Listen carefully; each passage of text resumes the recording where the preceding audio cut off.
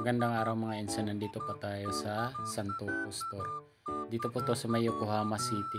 Napakamura po ng mga bilihin dito, mga gulay, prutas, kasi ito po yung papalitan na yun nila sa loob, kaya binabagsak nila nilalabas. Mura na lang. So 250 yung kalabasa, ayan po. Tapos luya yun 55, 200 yung labanos, medyo maitim na. Marami po, kunti na lang nabutan natin kasi maaga gumigising yung mga taga dito.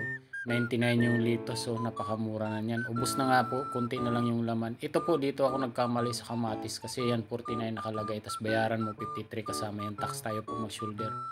Pero nagulat ako, mahal na bayaran ko. 158 yung peras, ayan, yan po yung peras nila. Akala ko apple yan, pero nung kinagat ko na, peras pala siya. Itong binili natin, ayan, apple. Yan, tapos may kamatis.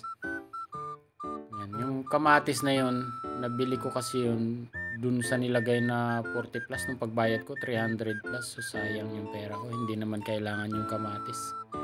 Kaya bumili tayo kasi tinry natin totoo ba yung price na yun. Siguro nagkamali sila paglagay dun sa kamatis o nang lilin lang, ano, hindi ko lang alam, di naman yata sila nang lilin lang. Pero bakit kasi doon nila nilagay 300 plus po yung kamatis yen, nung mga 6 na piraso.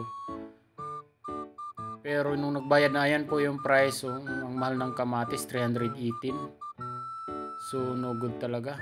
Kunti na lang natira sa ano natin, 1,000 yen.